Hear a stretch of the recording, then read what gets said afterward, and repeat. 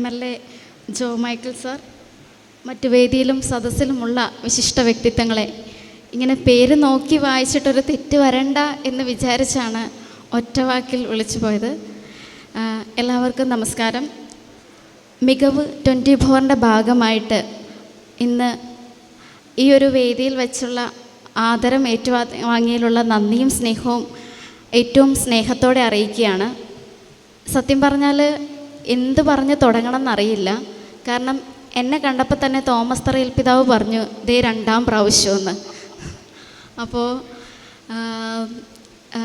എനിക്ക് ഇവിടെ വന്നതിൽ ഒരുപാട് സന്തോഷമുണ്ട്. കാരണം ബഹുമാനപ്പെട്ട പുന്നശ്ശേരി അച്ഛൻ ഒരുപാട് തവണകളായി വിളിക്കുന്നു. അപ്പോൾ ഓരോ സമയത്തും എന്തെങ്കിലുമൊക്കെ പ്രോഗ്രാമായിട്ട് ചെറിയ ചെറിയ തിരക്കുകളിലായിരിക്കും.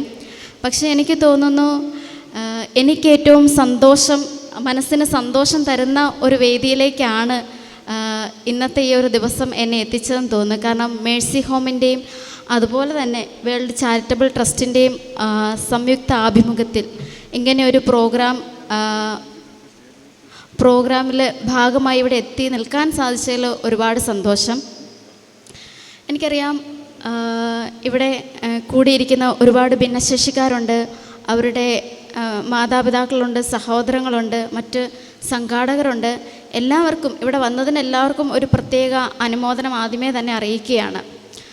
ഞാൻ എന്തായിരിക്കുന്നുവോ അത് ദൈവകൃപയാലാണെന്ന് പറയുമ്പോഴും ആ ദൈവകൃപയ്ക്കായിട്ട് നല്ല ദൈവം തിരഞ്ഞെടുത്തത് ചങ്ങനാശ്ശേരിയിലുള്ള SD സിസ്റ്റേഴ്സ് നടത്തുന്ന മേഴ്സി ഹോം എന്ന് പറയുന്ന സ്ഥാപനത്തെയാണെന്നുള്ളത് ഞാനിവിടെ നന്ദിയോടെ സ്മരിക്കുകയാണ്.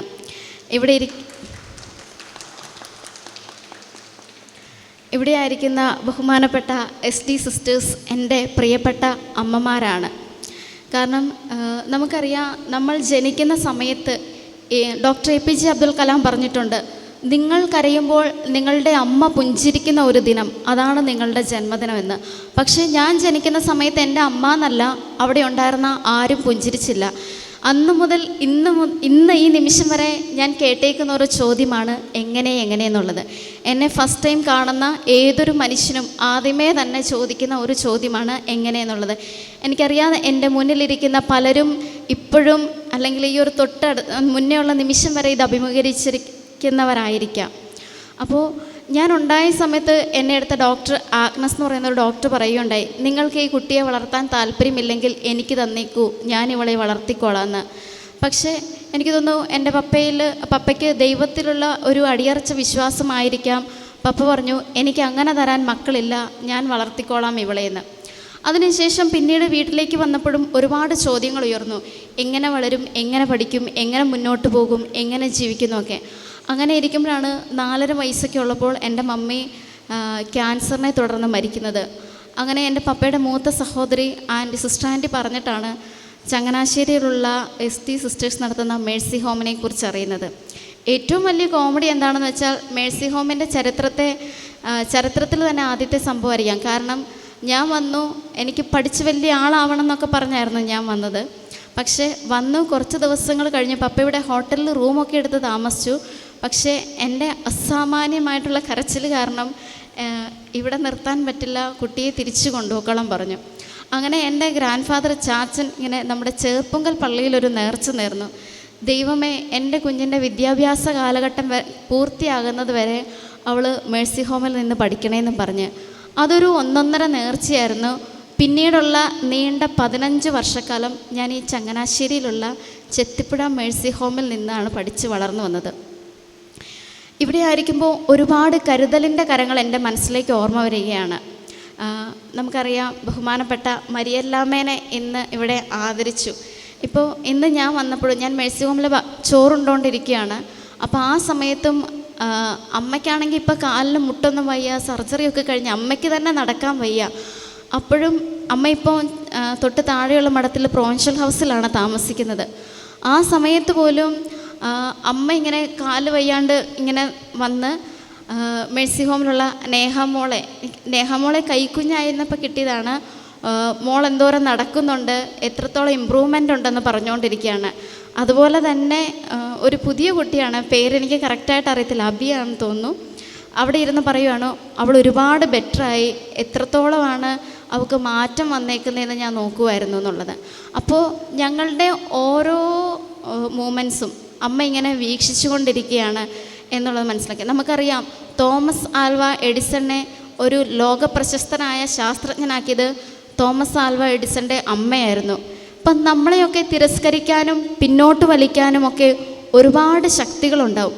പക്ഷെയൊക്കെ നമ്മളെ ചേർത്ത് നിർത്തുന്ന 1-2 കരങ്ങൾ മതി നമുക്ക് മുന്നോട്ട് പോകാനായിട്ട്. നമ്മളെപ്പോഴും കോൺസെൻട്രേറ്റ് ചെയ്യേണ്ടത് അങ്ങനെയുള്ളവരിലാണ്. ഇപ്പോൾ ഹെലൻ കെല്ലർ 2 കണ്ണിനും കാഴ്ചയില്ലായിരുന്നു. ഹെലൻ കെല്ലറിനെ ലോകപ്രശസ്തിയാക്കി മാറ്റിയത് ആനി സലൈൽമാൻ വന്ന ഹെലൻ കെല്ലറിൻ്റെ ടീച്ചറാണ്. അപ്പോൾ ഒരുപാട് സന്തോഷമുണ്ട് അമ്മേ. കാരണം അമ്മയുടെ മക്കൾ ഞങ്ങളൊക്കെ എന്നെക്കാളും മുന്നേ സഞ്ചരിച്ച, മേഴ്സി ഹോമിൽ നിന്ന് സഞ്ചരിച്ച ഒരുപാട് മാതൃകകൾ എനിക്കുണ്ടായിരുന്നു. ഇപ്പം ഞങ്ങളുടെ ബെനിച്ചൻ ചേട്ടൻ, അതുപോലെ തന്നെ ജോബി ചേട്ടൻ, സ്വപ്ന ചേച്ചി, ഇതൊക്കെ ഞങ്ങൾക്ക്, എന്നെ സംബന്ധിച്ച് എനിക്ക് വലിയൊരു മാതൃകയായിരുന്നു. ഇന്നും ഇല്ലെങ്കിൽ ഇപ്പോൾ ഇവിടെ പല സ്ഥലങ്ങളിലും പേര് പറഞ്ഞ് അറിയപ്പെടാത്ത ഒരുപാട് ആൾക്കാരുണ്ട്. സമൂഹത്തിൻ്റെ വിവിധ തലങ്ങളിൽ വലിയ പൊസിഷനുകളിൽ അവർ ജോലി ചെയ്തുകൊണ്ടിരിക്കുകയാണ്. നല്ല രീതിയിൽ ജീവിതം നയിച്ച് മുന്നോട്ട് പോയിക്കൊണ്ടിരിക്കുന്നവരാണ്. കഴിഞ്ഞ ദിവസം ഞാൻ KLMൻ്റെ ഭാഗമായിട്ട് ഒരു പരിപാടിയിൽ പറഞ്ഞിരുന്നു, ചങ്ങനാശ്ശേരി എന്ന് പറയുന്നത് എൻ്റെ ഹൃദയത്തിൻ്റെ ഭാഗമാണെന്ന്. ശരിക്കും ചങ്ങനാശ്ശേരി എൻ്റെ ഹൃദയത്തിൻ്റെ ഭാഗം തന്നെയാണ്. എൻ്റെ ജീവിതവും അല്ലെങ്കിൽ എനിക്ക് ജീവനും ജീവിതവും തന്നതൊക്കെ ഈ ചങ്ങനാശ്ശേരിയാണ്. ബഹുമാനപ്പെട്ട പുന്നശ്ശേരി അച്ഛൻ്റെ കാലത്താണ് ഞാൻ സെൻറ്റ് ജോസഫ്സ് കോളേജ് ഓഫ് കമ്മ്യൂണിക്കേഷനിൽ പഠിക്കുന്നത്.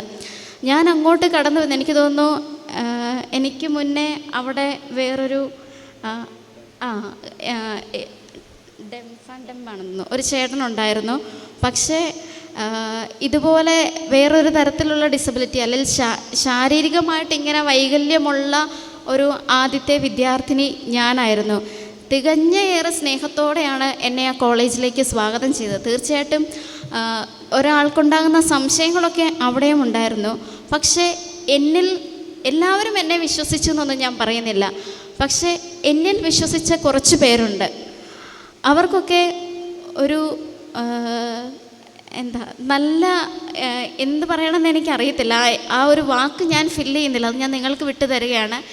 എൻ്റെ ജീവിതത്തിൻ്റെ മാക്സിമം ഞാൻ നല്ല രീതിയിൽ ജീവിതം എന്താണെന്ന് ഞാൻ ഇന്നുള്ള യുവജനങ്ങൾക്കും അതുപോലെ തന്നെ കുട്ടികൾക്കും കാണിച്ചു കൊടുക്കാൻ സാധിക്കുന്നുണ്ട് എന്നാണ് ഞാൻ വിശ്വസിക്കുന്നത്. തീർച്ചയായിട്ടും എന്നെ കരുതിയ കരങ്ങളാണ് എന്നെ അങ്ങനെ ജീവിക്കാനായിട്ട് പ്രേരിപ്പിച്ചത്.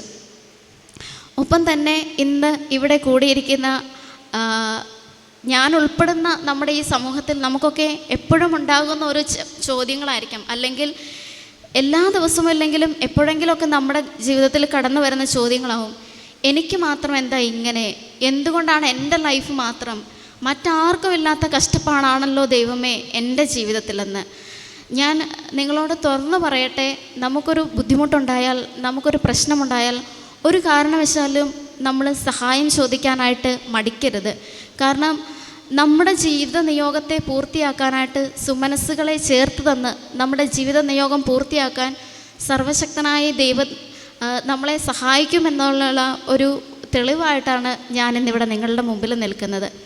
തീർച്ചയായിട്ടും എനിക്കറിയാം, എല്ലാം തികഞ്ഞ ഒരു വ്യക്തി ആയതുകൊണ്ടല്ല ഞാനിന്നിവിടെ നിങ്ങളുടെ മുമ്പിൽ നിൽക്കുന്നത്. മറിച്ച് പ്രവർത്തിക്കുവാനും മുന്നോട്ട് പോകാനുമുള്ളൊരു മനസ്സാണ്. ഇപ്പോൾ ഡിസേബിൾഡ് ആയിട്ടുള്ള പല കുട്ടികളുടെയും പേരൻസ് എന്നെ വിളിക്കുന്നുണ്ട്. എനിക്ക് വലിയ രീതിയിലൊന്നും അവരോട് പറഞ്ഞു കൊടുക്കാൻ അറിയത്തില്ല. ഇപ്പം ഞാൻ ആദ്യമായിട്ട് മേഴ്സി ഹോമിൽ വന്നപ്പോൾ എന്നെ കാലുകൊണ്ട് എഴുതാൻ പഠിപ്പിച്ചത് മരിയല്ലാമ്മയാണ്. ഞാൻ ആദ്യം ബ്രഷ് ചെയ്തിരുന്നത് കംപ്ലീറ്റ് നിലത്തിരുന്നാണ്. അതുപോലെ തന്നെ ഇപ്പം നോർമൽ ഒരാളൊരു വാഷ് ബേസിൻ വന്ന് ഉപയോഗിച്ച് എങ്ങനെയാണോ പോകുന്നത് ആ രീതിക്ക് എൻ്റെ കാര്യങ്ങൾ ചെയ്യാനായിട്ട് ഞാൻ പ്രാപ്തിയായത് പ്രാക്ടീസിലൂടെയാണ്. അതായത് നമ്മൾ എത്രത്തോളം കൂടുതൽ ആ കാര്യങ്ങൾ ചെയ്യുന്നതോ അത്രത്തോളം കൂടുതൽ പെർഫെക്റ്റ് ആയിട്ടിരിക്കും. 100% ആയിട്ടുള്ളൊരു അവസ്ഥ നമുക്കൊരിക്കലും കിട്ടത്തില്ല. അപ്പോൾ പ്രിയപ്പെട്ട മാതാപിതാക്കളെ അല്ലെങ്കിൽ സഹോദരങ്ങളെ, എനിക്ക് നിങ്ങളോട് പറയാനുള്ളൊരു കാര്യം ഇതാണ്.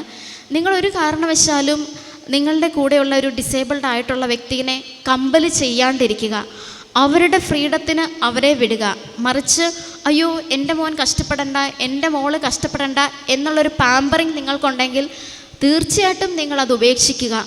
നിങ്ങളുടെ കാലം കഴിഞ്ഞ് എന്നല്ല, നിങ്ങളില്ലാത്ത ഒരു സമയം, ഒരു വ്യക്തിയെ സംബന്ധിച്ച് ഏറ്റവും അത്യാവശ്യമായിട്ടുള്ള കാര്യം എന്ന് പറയുന്നത് സ്വന്തം കാര്യങ്ങൾ ചെയ്യാൻ സ്വയം പ്രാപ്തരാകുക എന്നുള്ളതാണ്. അപ്പോൾ അവർക്കൊരു വാഷ്റൂമിൽ പോകണമെങ്കിൽ, അല്ലെങ്കിൽ അവർക്കൊരു എന്തെങ്കിലും ഒരു ആവശ്യം പെട്ടെന്ന് വന്നെങ്കിൽ അത് അവർ സ്വയം ചെയ്യാൻ പ്രാപ്തരാകണം. അതിനുവേണ്ടി സമയമെടുത്തേക്കാം. അവർക്ക് വേണ്ടതോ അതിലധികമോ ആയിട്ടുള്ള സമയം നിങ്ങൾ കൊടുക്കുക, അവരുടെ ഫ്രീഡം നിങ്ങൾ കൊടുക്കുക എന്നുള്ളൊരു കാര്യം മാത്രമാണ്.